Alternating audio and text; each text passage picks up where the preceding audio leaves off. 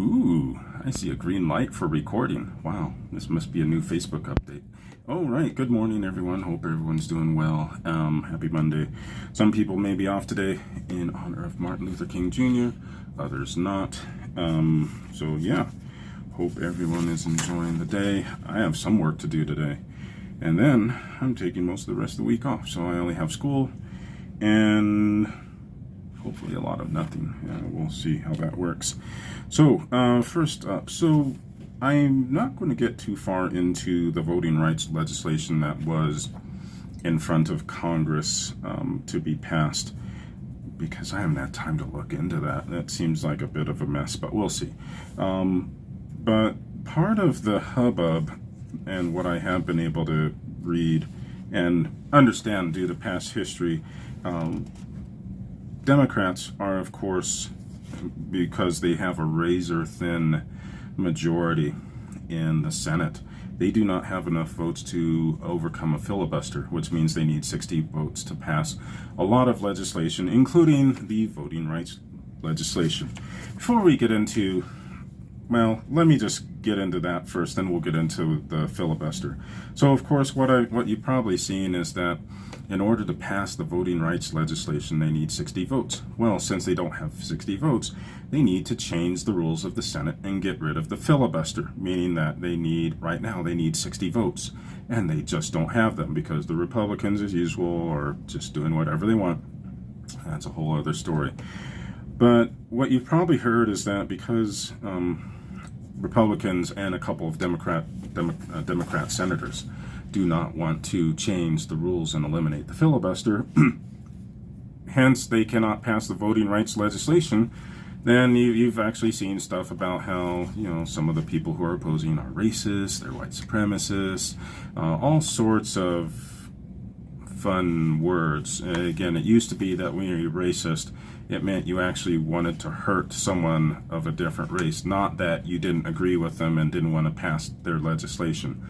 But anyway, so the irony in that is I find that, well, let's take a look. So you have Afghanistan, which was a big issue.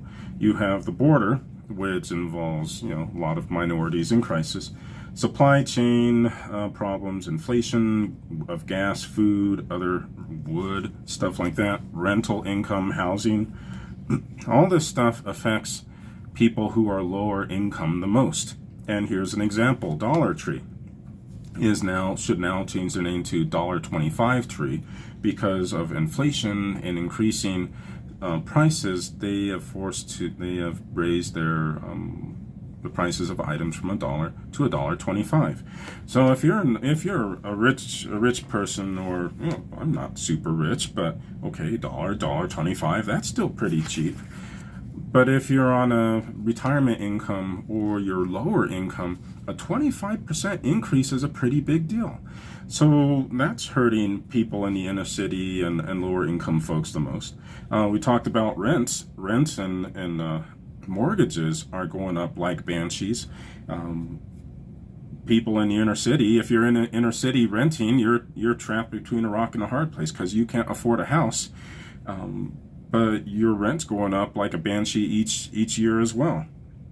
And then we had this situation the past couple of years where, because of the lockdowns for everyone's safety, I shouldn't do a quote for safety because we really didn't know the first few months, but after that, you shut down all the smaller companies, all the smaller businesses, a lot of whom were owned by minorities, and you kept the larger companies open. Home Depot, Amazon, Walmart, Target, all those companies. So all the money that was given to lower income folks for COVID relief was subsequently used to purchase goods from Amazon, Walmart, Target, all these other places. So you had, in the past couple of years, the largest wealth transfer we've ever known go from lower class, middle class, to the upper class, because those were the only stores and companies that were open. So you have all this stuff that negatively impacted lower income, middle class, minorities, especially in lower income areas. But all of a sudden, they didn't do anything for that. They didn't pass universal health care. They didn't pass the plan to give everyone free community college. They didn't pass, what else did they not pass? Daycare, childcare. They didn't pass extra relief for people. They didn't pass student loan forgiveness, a lot of which could have helped out a lot of minority folks. So there's all this stuff that wasn't passed that could have helped out minorities. Not a thing about that. But now that people don't want to pass voting rights legislation, they're suddenly racist, even though there have been a dozen things that could have been done in the past couple of years to help out minorities and were essentially scrapped or just quietly swept away. So that's the irony, I think. Oh, suddenly you not killing the filibuster is racist, but there are all these other things that could have been done to help minorities, but they're not racist for not doing those. So yeah, I don't get it. Now, here's the fun thing about the filibuster. Of course, Kirsten Sinema, who she obviously had a couple comments. I won't read it.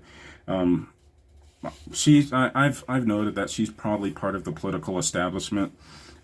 Some more cynical people, like Ben Shapiro is one. I don't agree with him all the time, but he said that the fact that the filibuster is still going to stay up and in existence means that you now have all these senators who can claim that, oh, we were trying to do the right thing, but since nothing's going to pass, they don't actually have to pass the legislation that it was. And some people argue it's very bad, actually, but they can still claim they were trying to help, even though nothing's going to get done. But here's the fun part of it. Senator Tom Cotton gave a speech. And here's part of it. So the nuclear option, as what it's termed, is being pushed largely by the radioactive rhetoric of a small band of radicals who hold in their hands the political fortunes of the president.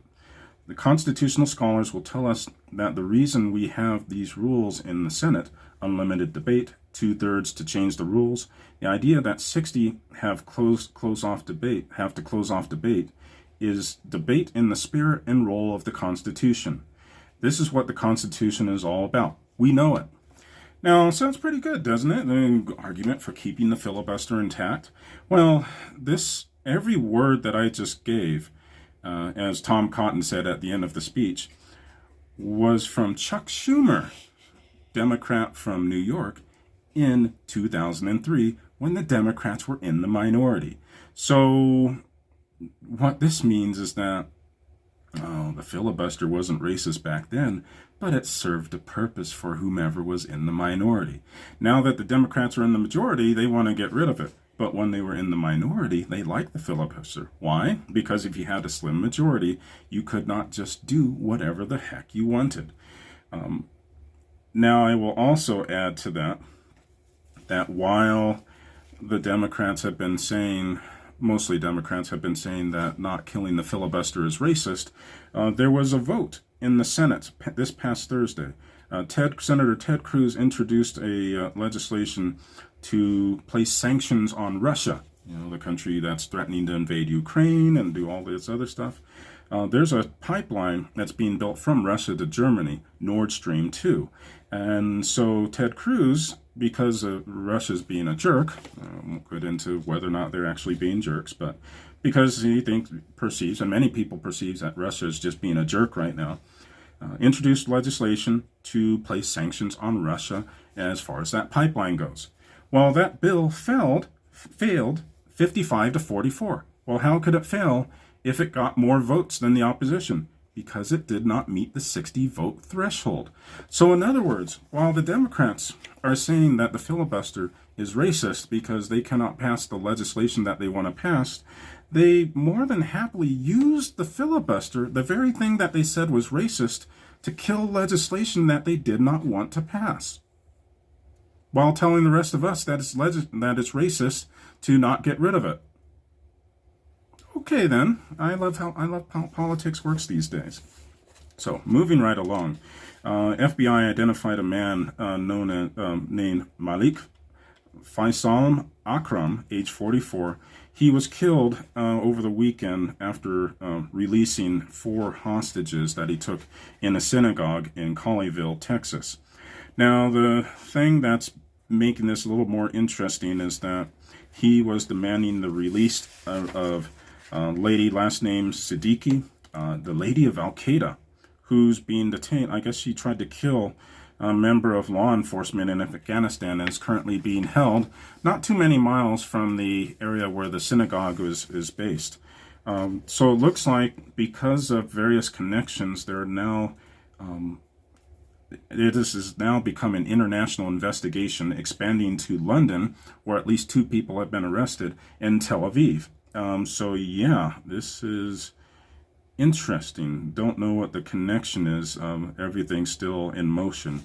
But yeah, interesting that we'd have what turned out to be a local hostage situation, and it's now an international manhunt. Apparently the FBI did state that Akram was targeting members of the Jewish community because you had someone who's spouting anti-Semitic rhetoric, takes 4 people in a synagogue, and is asking for the release of someone who is also very extreme. And the FBI tried to say that, oh, they're not targeting members of the Jewish community. And everyone was like, literally everything that's being done is targeting members of the Jewish community here. So yeah, we'll see what comes of that. Another odd thing, Michelle Alyssa Go, it's her last name, Go, was waiting for a subway in New York when a rather deranged member of the homeless community pushed her off the platform and in front of a train, killing her. Now, of course, it was kind of, a lot of people pointed out, with a lot of these news articles, it was man pushes Asian woman in front of a train, and people were asking, because it's, you've had several Asian people targeted recently. I think one as recently as December 31st, I want to say, per one article. But people pointed out, why are we bringing race into this? And of course, this is the other thing. This is the gentleman who was arrested. He apparently left the scene and then turned himself in later on. So people are saying, why are you mentioning that she's Asian but not mentioning that he's black? Now, it turns out that he may have tried to do the same thing to another person earlier in the day and didn't succeed, and then succeeded with her. So apparently he's obviously not well mentally, and apparently his rap sheet is longer than my arm, but he's still on the streets without help. So yeah, what's up with that? Now, I will add that there's been enough of this recently that whenever I'm writing, like one of the rails that we have here in Denver is ground level, so not really as big of a deal, and it doesn't move as fast because of how the platforms are designed. But we have a train out east that I used to ride on when we lived on the other end of town, which is kind of like a subway, tall platform. And if you happen to trip, fall, or were pushed in front of the train, you go down in front of the train and you just can't scramble out. You're in trouble.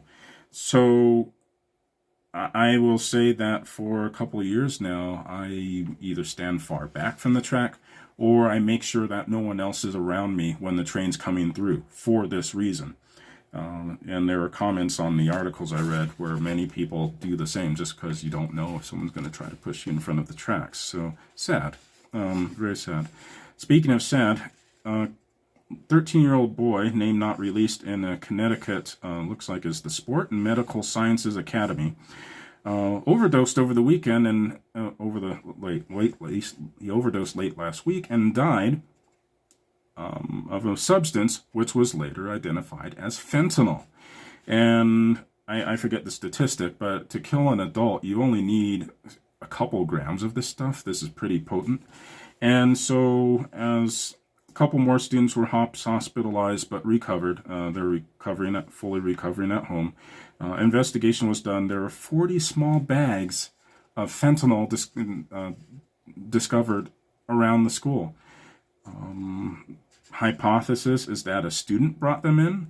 Now, why are young teens getting a hold of fentanyl, one of the most deadly substances we know of? And there have been arguments from some commentators that it's not a drug, it's essentially a poison, because it kills even adults in such minuscule amounts. So how does a small child essentially get a hold of 40 bags of fentanyl and bring them around the school? Parents, of course, are saying that, okay, we've evidently got to have a talk with kids about drugs now, because yeah, this stuff doesn't play around. You can touch it once and you're gone. So very sad, very concerning, I should say. Next up, in the Carolinas especially, winter storms hitting the area, downing power lines, thousands without power.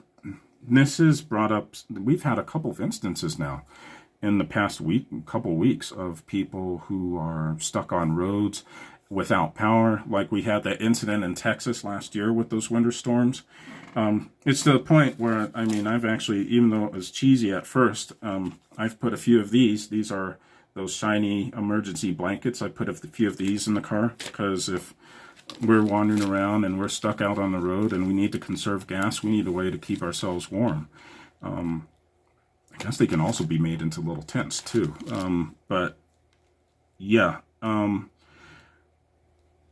especially if you're in an area with power lines that are powering your neighborhood, which is the case for us here. What are you going to do if your power goes out? How do you keep yourselves warm? How do you feed yourselves if you're without power? We at least have gas, so if the gas is still flowing, we have matches we can light. Ooh, do we have matches? I better look at that. Yeah, we do. You can at least cook, I guess, if you have gas. But what happens if the gas runs out? Which we're seeing more and more now. So, yeah, how do you keep yourself warm and alive? Where can you go in order to keep yourself safe if the power at your home goes out? Because we've seen, yeah, twice already this year. And some people were, one comment from one paper was saying that, I guess it wouldn't be called a paper anymore. One comment was saying that, yeah, the worst is yet to come. And yeah, could the average person survive, keep warm, keep themselves alive as they stand now? I know we'd have issues. I mean, at least we could go out into we have areas nearby that are wooded, so I could technically collect firewood and we could cook, maybe even keep ourselves a little warm or whatever. But yeah, what do you do? And I've got to think about that too. So might want to consider anything from a go bag, something that you keep in your car, maybe with something like this. I'm looking into, I've got to look into a heater that you can use indoors, along with ways to cook if power and everything goes out, especially if you're on the road. So I don't know. Yeah, what do you do? Like those people in, it was Virginia, a couple weeks ago, where some of which were stuck on the road for 24 hours. And if you don't have any supply, like there were actually stories of families stuck on that road for up to 24 hours with young kids. What are you going to do with no food? Adults can survive.